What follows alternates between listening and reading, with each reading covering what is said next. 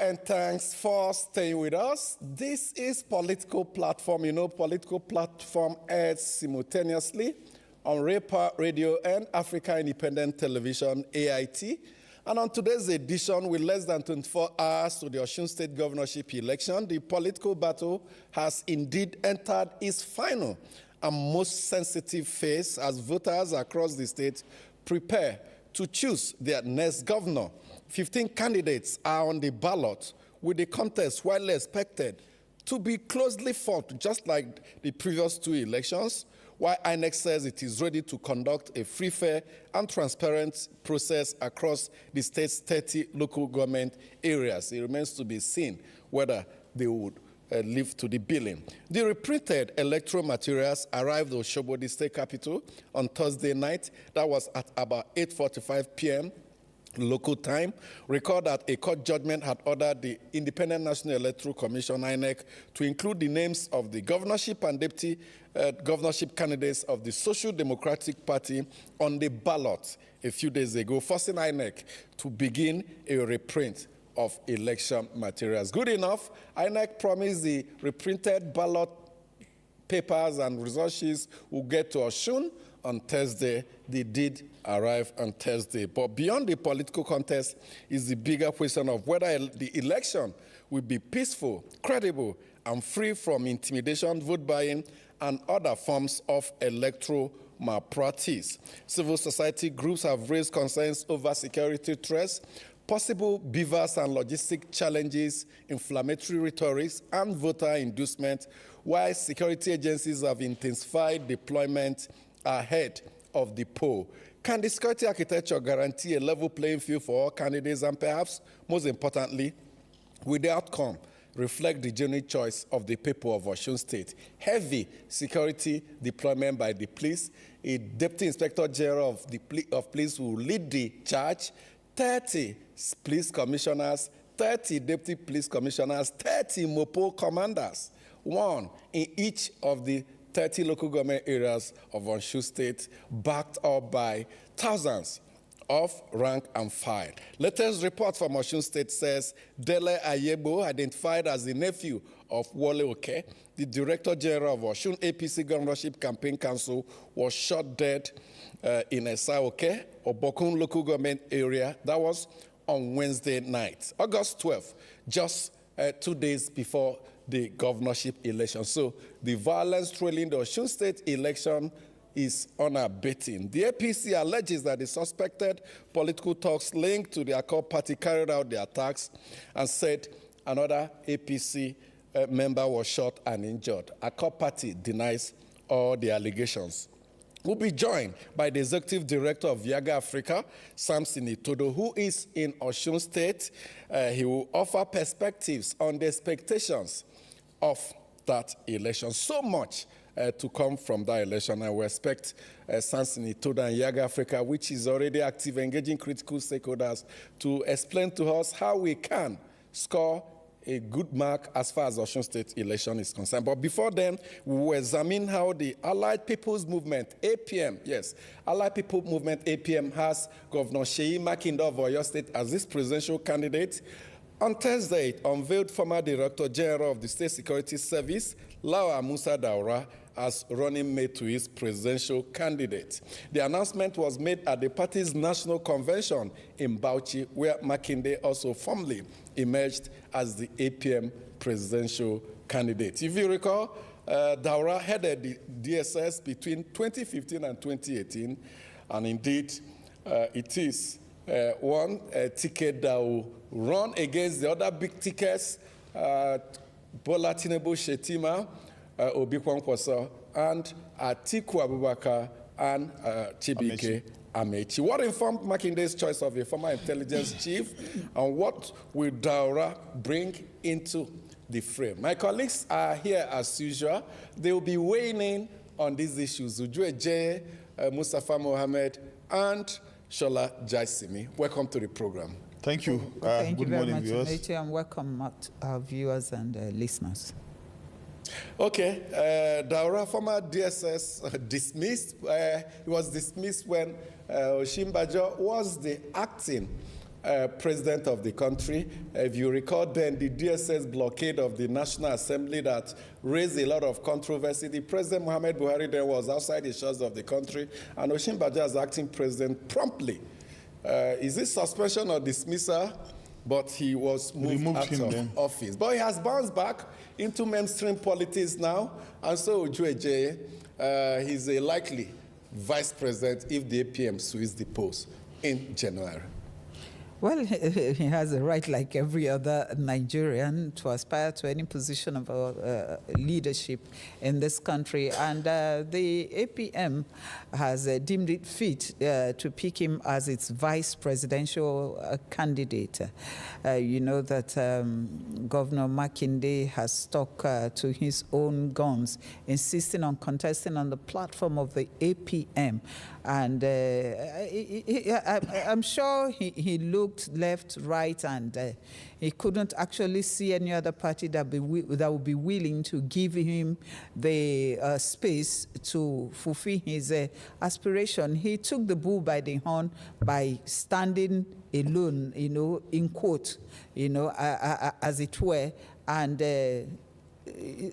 determining on his own, you know, to go it all alone instead of joining the fray of the ADC, the APC, PDP, or whatever. It's a bold step by him in that even if eventually he does not, you know, get that position, but he will be seen as a man who took the bull by the horn, you know, boldly declared his aspiration, and even when others moved away from him, he decided to stand alone. It takes a man of principle to stand for what he believes in. And he hosted the Ibadan summit, the opposition summit, where an agreement was reached that they'll present a common candidate. So that agreement no, of course, it felt like a pack of cards. Within a week of that agreement, we've seen the resultant, you know, actions taken by the different people who were part of that agreement. And so Daura, he's not a small man. I mean, if you have been a leader of the DSS in this country, you're by no means a small man. I'm sure he has his followers. I'm sure he has what it takes, you know, before a party like the APM would say, oh, come and be our vice presidential candidate. And in all honesty, right now, I don't think they are faced with many choices because most of the big guys are in the other three main parties and the remaining ones. Okay, Mustafa Mohammed, Daura was in ADC. One of what Ojueje called main parties. The other parties will say we also key parties. He ran for the governorship ticket of ADC in Katsina State and lost. Now, he has an opportunity to aspire higher in APM. To so many observers, beside being eminently qualified and competent, he is a dark horse in the political space because he's a newcomer. But I think Sheyi Makinde is a smart politician. He looked around and looked at the number of voters in the Northwest, trying to bank on the population. You know, if you look at the electoral score, the Northwest has the highest number. So he's trying to leverage on the voters of the Northwest using Lawal Daura as his tool, and he chose him. He chose him to be a running mate. That actually is a very good move. But beyond the choice and the various candidates, you know where democracy has been so strong in the West, for example, the United States, Canada, coming back to Europe, before the primaries, the various aspirants will appear for debate on economy, on politics, on security, immigration, issues like abortion, gay and lesbian the conservative, the right wing, and what have you. They try to use all these elements I mentioned to convince their voters which way to go and which way to sway their votes during the election. Unfortunately, in Nigeria, it's only the will to get resources, pump and buy the votes. You are voting for people at the primaries or even the general election, but you hardly know what they intend to do, which candidate, which aspirant is better, and what have you. I hope and pray that someday we get to a level that those who are aspiring to various political offices will come and challenge other aspirants to emerge the best, so that Nigeria can get a direction to where we are going. Shola Jaisimi, the ambition and candidacy of Seyi Makinde, no doubt, will hurt APC's Bola Tinubu most. They are from the same geopolitical zone. The calculation is that APC will make a clean sweep of the Southwest in the presidential election. But with Makinde now being a contestant, votes from Oyo State may not be guaranteed for Bola Tinubu. For Seyi Makinde to have won re-election, because he's ending the second term by May next year, it was a tough contest. If you go back and look at the governorship election results, the man who faced off with him, from the rank of the APC, I think that was Senator, is it Folari? Who contested with him then. That race was so close. Testing for life. Yes, so close. So Seyi Makinde knows that the people decided to flow with him as a PDP person and believe that he has done his own part. But the presidential election is a bigger game. It's a bigger one. Seyi Makinde, if you put him side by side with Tinubu, with all due respect to Engineer Makinde, there's gap. A gap in terms of? In terms of clout, in terms of strength, in terms of so many factors. The people of Oyo State, as we speak now, not a few of them are already saying what they said in 1982-83, when Bola Ige, then governor of the state, was seeking re-election. And somebody who has acted as his SSG, Dr. Omololu Olunloyo, also began to say, sir, me too, I would like to contest governorship under UPN. And the powers that be in UPN said, no, Bola Ige must do a second term. And Olunloyo moved to the National Party of Nigeria, Shagari's party. And the political elite in Ibadan said, Omowani, Ejeoshe, what it means was that, let us vote for our son now. He's an Ibadan man. This man from SRK, Osun State was not yet in existence then. Exactly. So we can see a scenario where not a few in Oyo State will tilt the way of Tinubu. Now, even for the governorship of Oyo State, who is the candidate of the APM? How popular is he? So these are the factors that will come to the fore. Now, recall that during these travails, there were reported attempts to go at Makinde. Correct. Yes, using, in quote, federal might. Correct. But he held on. Correct. There was a time some members of the state assemblies were reported to have started an impeachment. He held on. Yes. So it suggests to a reasonable extent, unlike what is happening in Rivers, that Makinde has firm control of political structure in Oyo State. Yes, you may be right in terms of a national scale. The wider Southwest. Yes, it would be difficult to compare Bola Tinubu and Makinde for now, because Makinde is fairly a young person and all that. But in terms of... he's 58. Yes, spoilers, a young man, as it were. In terms of a spoilers role, because in 2023, Makinde in PDP was one of the G5 governors that worked for Bola Tinubu, and they won. Yes. APC won Oyo State for presidential election. Yes. Recall what happened in Osun State. Adeleke is practically nobody, so to say. Well, I mean, so to say. Some would disagree with you. I know what I'm telling you. I was in Osun. You try to pitch Makinde and Tinubu. Pitch Adeleke and Tinubu is even a... No, that's a different... No, that's what yes, that's what I'm saying. But Adeleke ensured that Tinubu lost Osun State. Well, it was Atiku Abubakar won Osun State. No, but if you look at... Sorry, let me just... wrap up my comments on this. Yes. the thing is this, the Yoruba people, as we speak now, that mantra, even those who didn't really like the mantra then of Emilio Kon, yes. now they are looking at certain factors and say, okay, Omowani, Ejeoshe, I'm telling you, meaning is our son.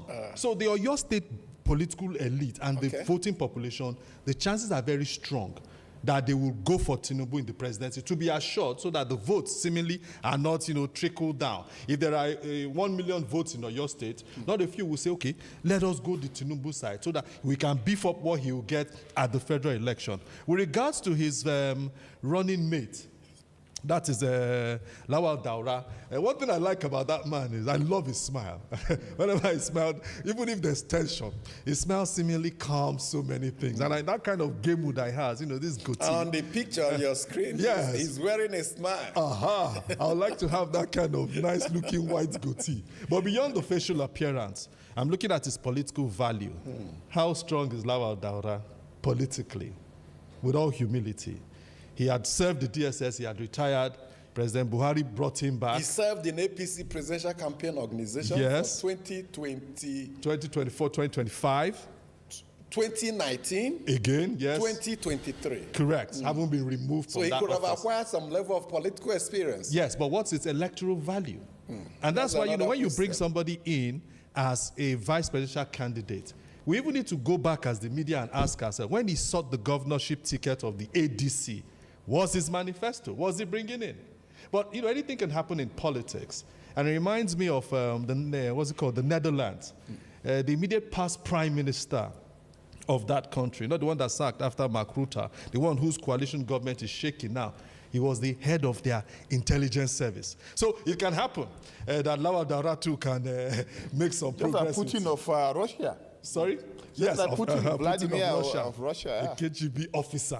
So those are the factors that will come to play. I wish their ticket the best. Those who love the APM, where himself, what's his name, Mr. Sheyi Makinde, Bala Mohammed, where they are building that coalition, we wish them the best. The people will decide. I think that Shola is not really far from the truth when you talk about the Yorubas. The Yorubas know how to play their game when it comes to things like this. And they look at the strength of their own persons. Like in they the did contest. To Obasanjo Yes, like 1999 and 2003. Obasanjo and Falaye at that time. Falaye was highly interested in contesting on the platform of the AD. Which was our own party in the Southwest. Exactly, but they told him to just step down for Tinubu. That was when that thing started. He's also for Obasanjo, please. It asked him to step down for Obasanjo. This one is our son. Let's not divide the votes because the AD also had its strength such that if Falaye had contested, the Southwest would have voted for Falaye. Falaye did contest in 99. He contested in 99 and that lost. Was 99. Yes, I'm talking about the 2003. And then it would have strongly divided. Did AD present a candidate? No, it did not. Now, that's part of what I'm trying to explain. Yes, just to clarify. Yes, that they told him to step down and allow Obasanjo to go. Because if he did, it would certainly divide. There are such diehard AD people that would still vote for Falaye, even if you tell them not to. So they knew, and they had to do that work quickly and told the people, look, let's just back right now we will back the PDP candidate. And it was general knowledge. And once the Babas have talked, the Afenifere Babas and Nadeko chieftains, it was law at that time in Southwest politics before Tinubu took over the whole machinery. And so even now in Ibadan, it is not a foregone conclusion that maybe Makinde will not get some votes. Okay. Certainly there will be division, but don't be surprised that even, because I really don't know the game that Makinde is playing, he's also close to the ADC presidential candidate Atiku. Yes. He's also very close to him. But whatever happens, I'm sure he will has been see. receiving P2B Yes. too frequently. I said House. he's also close to those two men, you know. So I don't know the game he's playing, but whatever happens, I know that people in Ibadan, in your state, will still vote for him. I wonder And we what get would some have been votes the there. situation in the Southwest if former Afenifere leader, late Abraham Ayo Adesoya. Adebanjo, Okay, is still Adebanjo, alive. You know, because in 2023, the Afenifere was split into two. Correct. Yes. But his group stood solidly behind Yes, P2B. I wonder what remains of Ayo Adebanjo's group within the Afenifere. They are diehard. And whether they have shifted towards Tinubu for this 2020. They Let me will tell not. you They will something. not. They are not those kind of people. Amechi- If they believe in A, they believe in A, and they go with what they believe. If you look at the late Yinka Odumaki, Yes. belonged to that. A No key part matter of that, the member of that lure or the temptations, he still stood his He held ground. his ground. You see, those group of Afenifere people, up to today, they are still not friendly with That's critical of Baba. President Yes, Tinubu. see, critical of the other leader of Afenifere. They are still critical of Tinubu. They will stick by what they want, Okay. what they believe in. Let's They not will forget the fact that the Southwest politically of the time of Akintola and Awolowo is no longer the Southwest of the Gen Z Yes. now. Beautiful. I wanted to bring in the Gen Z Yeah, well, element. The young that people. was why when Peter Obi, President Bola Ahmed Tinubu and others contested, Peter Obi won Lagos. That shows you that whether the Afeniferes and co are there or not, there's this kind of freedom and shift among the population, especially the youth. And when we say youth, don't just think that it's only the Yoruba youth. Lagos is cosmopolitan. It welcomes everybody. You find every tribe, whether they are Igbos, Yorubas. There have been intermarriages. The intermarriages and business forums and communities. So people in the Southwest, not just Lagos, can decide to vote for anybody of their own choice.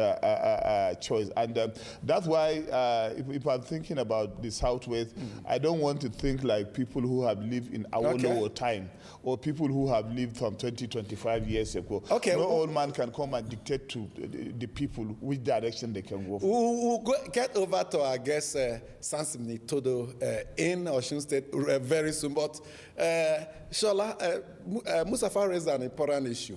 Even if you take a look at the obedience, young Yoruba people are the driver's seat. Now, the point he's raising, the conservative Yoruba elements, what level of influence, what level of hold do they have on these young people who constitute the greater percentage of the voting population and who appear to be thinking differently and who have mixed freely with Nigerians from all walks of life, intermarried and all that? Would this old traditional sentiment of identity politics, ethnic politics, also sway them in terms of their choice for the next election? Let me tell you how the thing is panning out, depending on what part of Yoruba land you're looking at. Let me start with Lagos.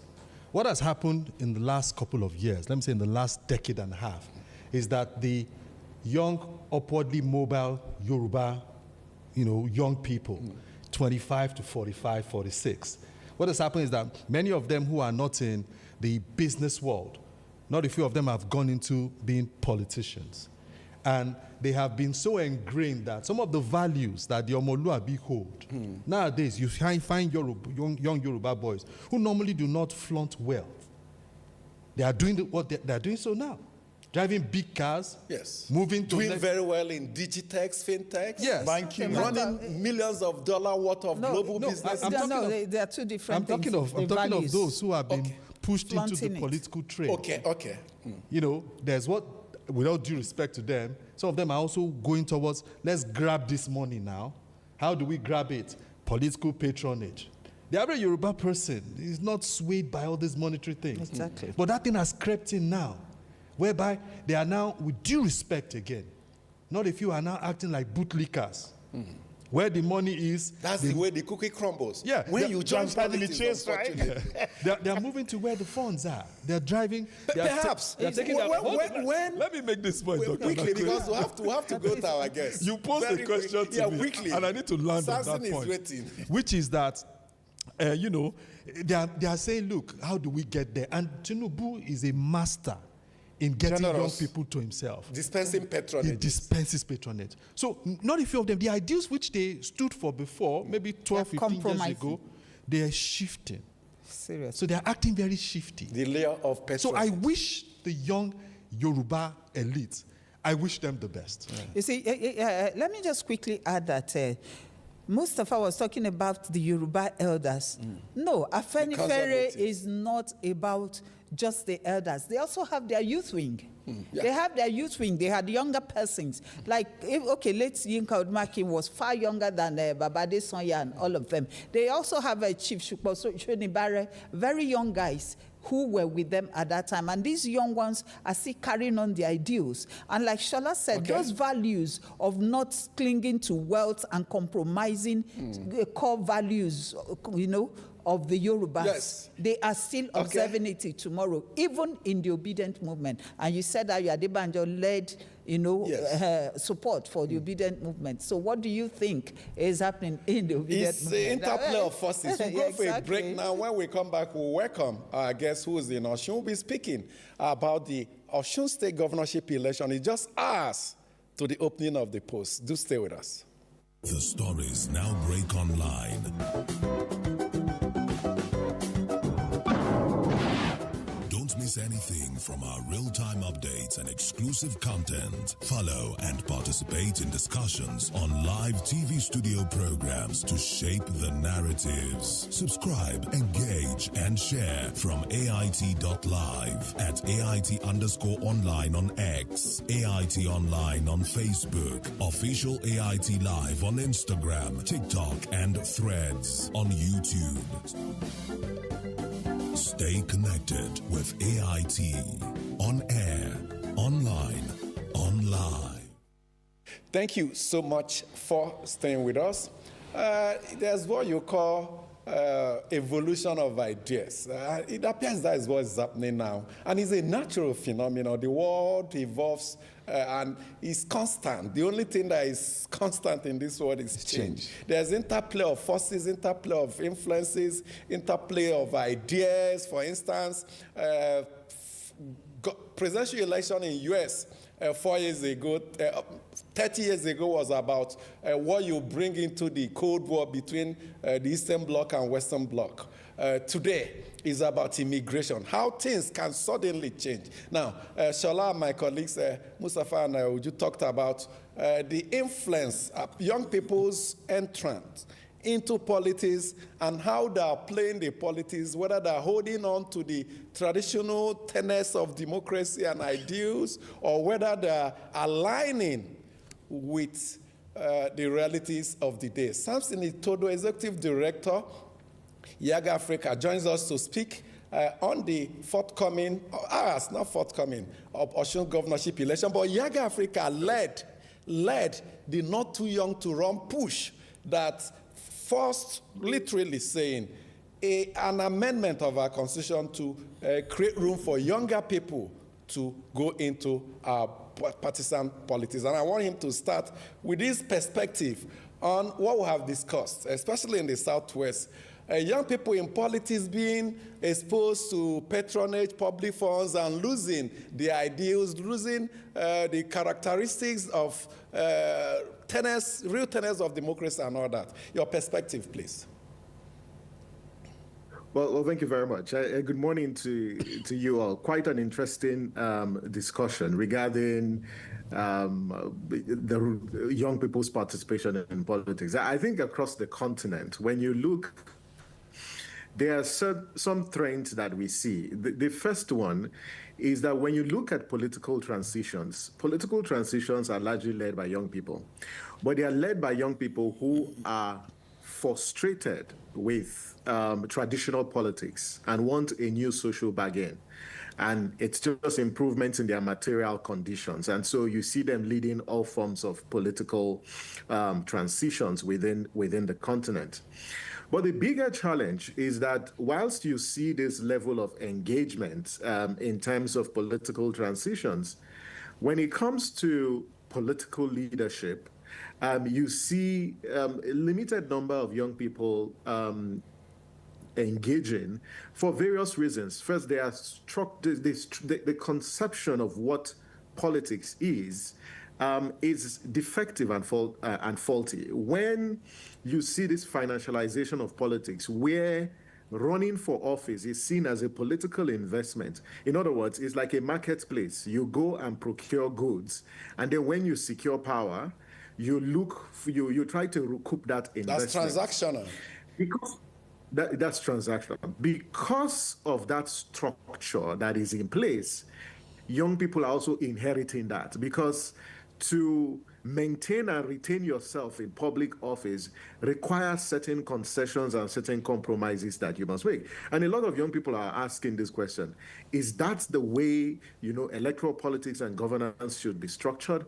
But there are outliers. I was speaking to the youngest parliamentarian in Uganda who cross-carpeted or who defected from Bobby Wine's party to the ruling NRM. And I asked the question, why did you make this transition?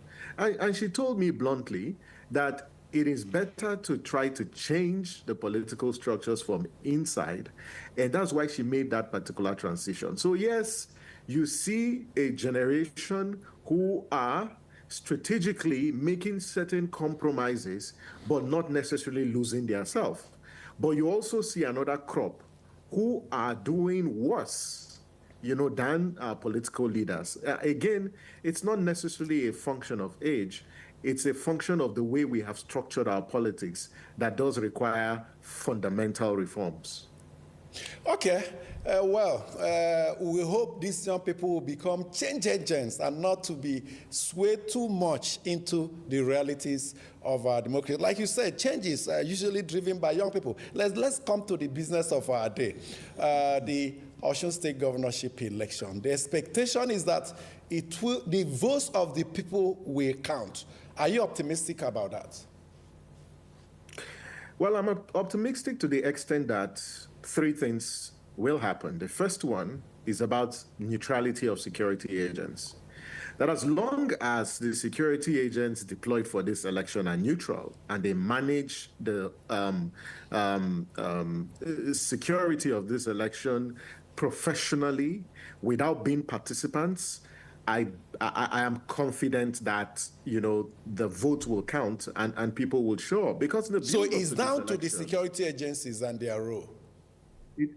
Primarily, but then INEC also has a role to play, and it's how the commission insists on complying with its own rules, how it resists any attempt by external forces to undermine or interfere with the process. Now let me take you in. Other people we've interviewed in the past few days have complained that there are a lot of talks, including cult members aligning with political parties, and then the security agents there moving about, doing this show of force. How do you think violence can affect this election that's supposed to take place tomorrow? Well, thanks, Mustafa. It's great to see you after a very long time. When you look at the violence, one is about vote suppression. One of the risks that this poses is that it might lead to voter suppression. Because when people are concerned that their security will not be guaranteed, they might not show up. But then if the security agents go after political actors, regardless of the divide that they find themselves, that would compromise the entire electoral environment. And I must say, with all sense of responsibility, the entire environment for this election, aside being heated, has been compromised and diluted by these forms of violence. How come you have a state election where within just a year and prior to the election, we've lost 35, close to 34 and 35 people because the Kuka Center's election security hub. So it will impact on the credibility. The other one relates to results collation. If you look at what happened in Edo, and when Yiga Africa issued a report on Edo, we said that results had been manipulated at the local government areas. Because what happened was there was intentional disruption of the collation by security agents. They prevented observers, prevented media from accessing, and that was when the mutilations, were done. Last week we met with the IG, and the IG was very firm about the role of the police and where they stand. And we will give him the benefit of that because, yes, you've deployed DIG, several commissioners. We're keeping a close eye on the collation process because if the people go to vote for their preferences and then results are substituted, at collation level, it will be the greatest, usurpation or perhaps electoral coup against the people of Osun who are very committed to casting their vote for a party or candidate of their choice. So, Mr. Itodo, you don't sound very optimistic, though you have a smile on your face. You're there in Oshogbo with your team expecting the process to be as free, credible, and transparent as possible.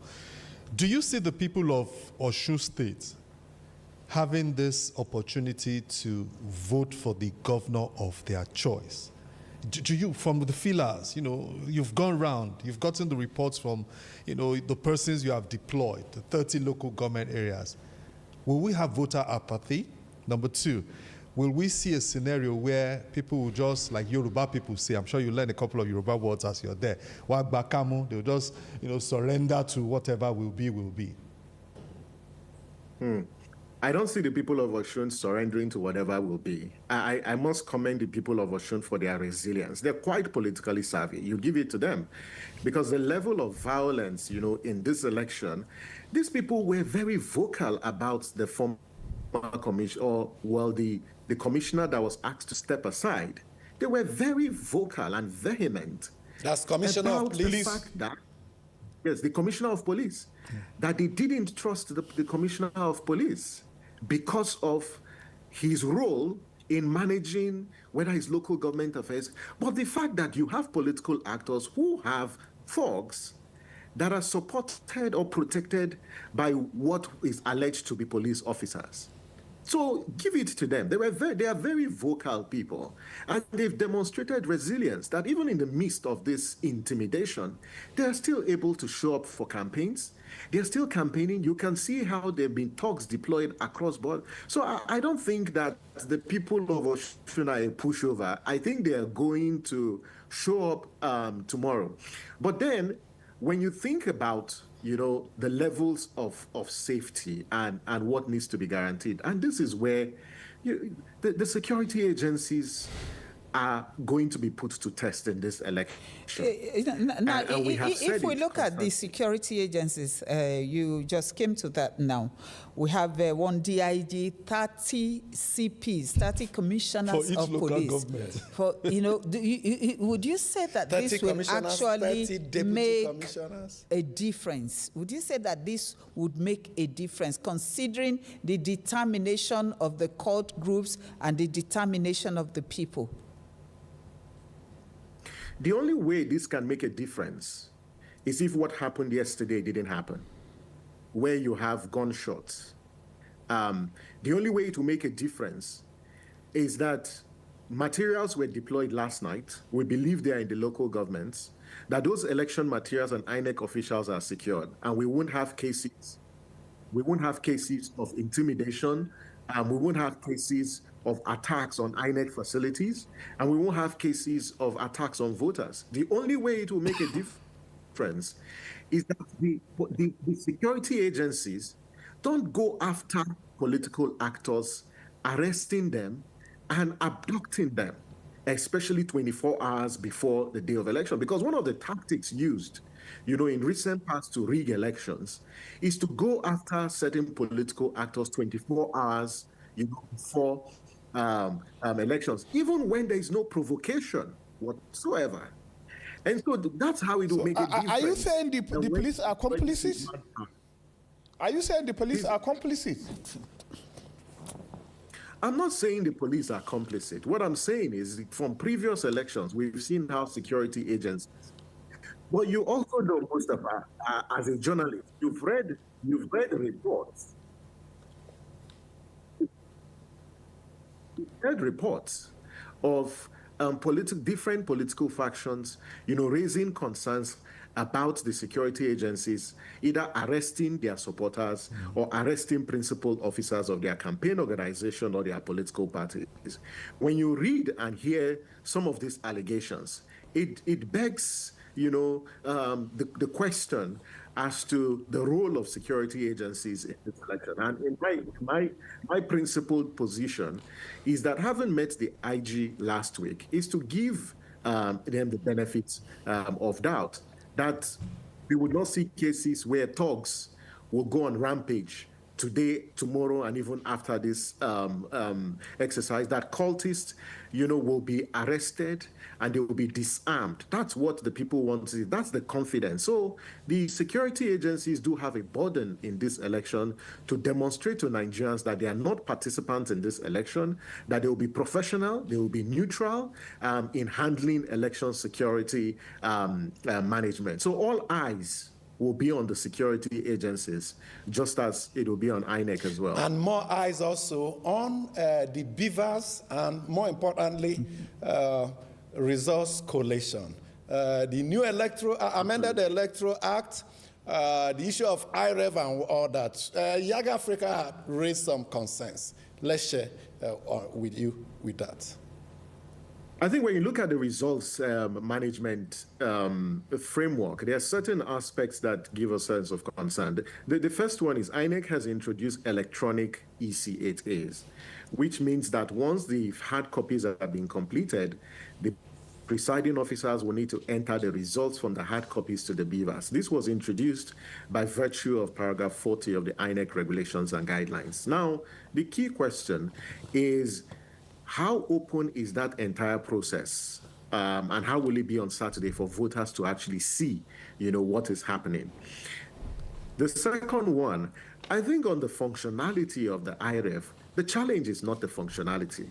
The challenge is the fact that it appears there is a back-end validation of results that happens, because the way the results arrive on the IREF, they arrive in bulk. It seems as if it's a dump on the IREF. And the question is, when you look at Ekiti, the first set of results that hit the IREF arrived at 4:10 p.m. That's 1 hour, 30 minutes after the close of polls. 4 results hit the portal. Now, 10 minutes later, another 283 results hit the portal at once.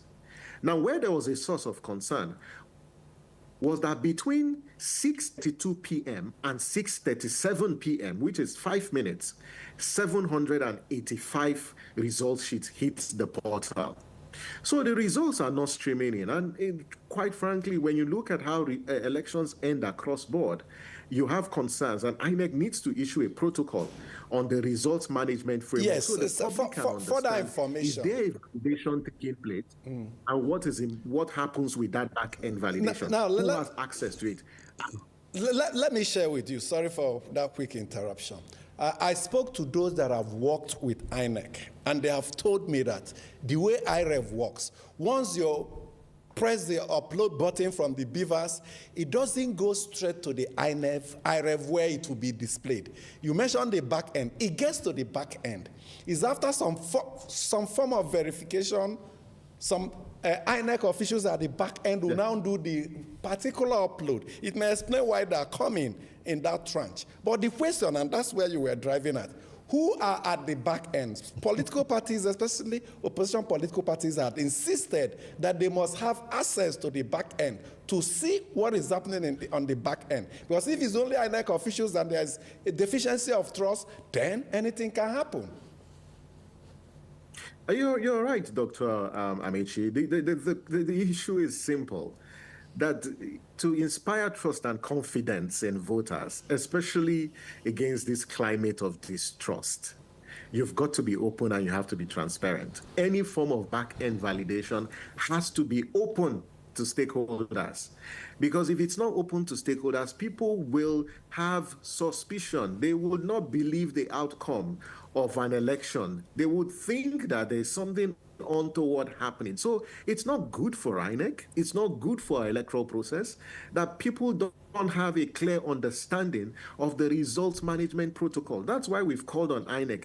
Come and explain to Nigerians what happens from when results leave polling units to when they are declared. Be very transparent. It would help deepen trust and confidence, in the electoral process.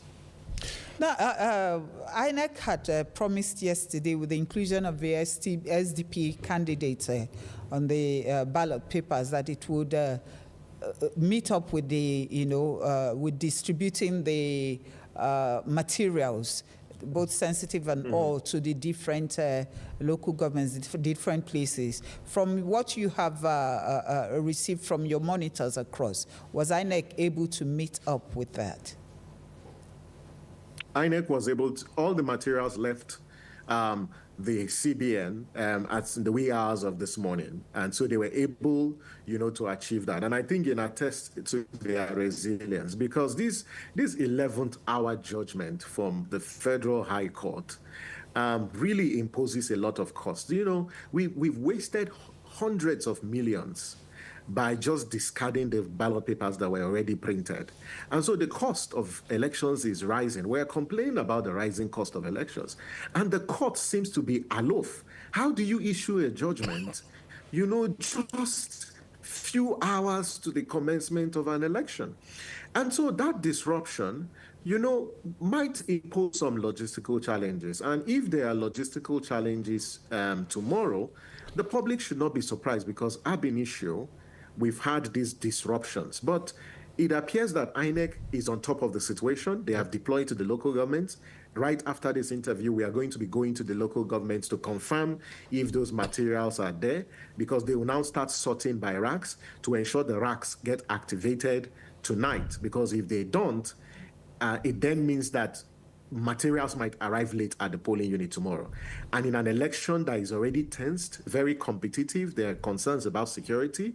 It poses a lot of risk. And I think that all the stakeholders need to be alive to this risk and see how they mitigate this risk. Because if voters show up tomorrow at the polling unit and INEC officials are not there, it's going to raise a lot of tension that might snowball into something that we cannot manage. We have to thank you so much, Samson Ito, the Executive Director, YAGA Africa, for giving us your time. And wish you well, stay safe as you monitor the election. Yeah, it is a 24-hour coverage of the election. We'll start tomorrow morning, and we hope to bring you in to offer perspective as polls continue. Thank you so much for joining us today, Drew. Thanks for having me. Always a delight. Thank you. Okay, let's hear from you as we read some of the emails you sent to our platform. Amechi Obochi sent this in from Kubwa in Abuja, and it says, news has it that South African authorities have slapped Nigeria with an $18.5 million bill for the cost of repatriating Nigerian citizens after Nigeria sent aircraft to evacuate its nationals following waves of xenophobic attacks against Nigerians and other Africans. If this report is accurate, then it represents yet another troubling chapter in the diplomatic relationship between the two countries. Quite frankly, it amounts to nothing short of a diplomatic middle finger to Nigeria. We should not forget that the xenophobic violence was allowed to fester while Pretoria appeared unwilling or unable to stop it, eventually forcing the Nigerian government to step in and evacuate its own citizens.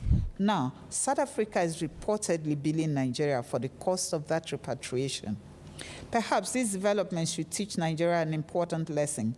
Instead of simply bearing the cost of evacuating its citizens, Nigeria should have demanded appropriate compensation for the lives lost and property destroyed during the xenophobic attacks. The South African government should also have been held accountable for its failure to adequately protect foreign nationals within its territory. And the second one is from Oko Chukwuka from Apo in Abuja. And it reads, as Osun people go to the polls tomorrow to elect their governor, who will pilot the affairs of the state for the next 4 years. It is imperative that they conduct themselves in peaceful manner before, during, and after the election. They should eschew violence and always remember the popular advice by former President Goodluck Jonathan that the ambition of politicians is not worth the blood of any Nigerian. The Independent National Electoral Commission, INEC, should ensure a level playing ground for all political parties and that the election is free, fair, transparent, and credible. INEC Chairman Professor Joash Amupiton should bear in mind that tomorrow's election in Osun State is one of the litmus tests that will determine how he will conduct 2027 general election, and therefore should not fail the good people of Osun State and Nigeria. The security agencies such as the Nigeria Police Force, Nigeria Security and Civil Defense Corps, and others should be neutral and professional in the discharge of their duties and avoid the temptation of being partisan. May God protect Osun citizens and bless Nigeria. Okay, Mark Patrick Linus from Abuja has written in. What did he say? Tomorrow will mark exactly 1 week since that Jos-based radical Islamic preacher made a hateful speech against Nigerian Christians in Kano right in the presence of 3 APC governors who were seen cheering and smiling at the cleric. Till now, no official statement from Aso Rock or from the Kano state government condemning or distancing themselves from such reckless, malicious, and irresponsible remarks. As if that was not enough, within the week, an APC chieftain, Francis Fadaosi, was seen issuing death threats against Accord Party members in Osun State, ordering his members to kill them in the build-up to Saturday's election. Like the former, the presidency is also silent on it. His spokespersons, who are quick to respond when it has to do with the opposition, are all mute on these. The 2 characters in question both spoke in favor of Tinubu's APC, hence the government chose not to condemn or issue a disclaimer.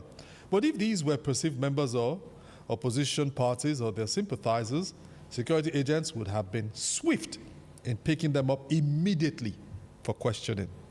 So that's what he says, but just to add and remind him that Senator Fadaosi was at the police headquarters in Osogbo answering questions, 2 hours plus.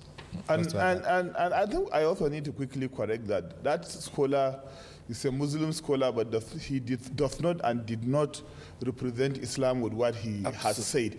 Exactly. We had just Sheikh his personal views. Yes, Sheikh Okay. and he was very wrong with his personal views. Sheikh Nuro Khalid was here, a scholar. Some 2 comments from our YouTube channel, Repa Abuja. The first one is from Akinrade Olufemi. Jai Simi, you're not correct to say the Yoruba will tilt towards Tinubu because Tinubu is a Yoruba man. We will vote for the capable candidates. Kayode Ororondajo says, until our law enforcement agencies deployed for election duty start doing the work the law empowers them to do and not working for the powers that be, elections will continue to be a charade. Thank you so much for all the comments, both via email and on our YouTube channel. Thank you so much for joining us today also. On behalf of Mustafa Mohammed, Ujoje, and Shola Jasmine, my name is Amechi Anapwe. Join us tomorrow from 8 a.m. for a blow-by-blow account of what will transpire in Osun State during the governorship election. Have a good time.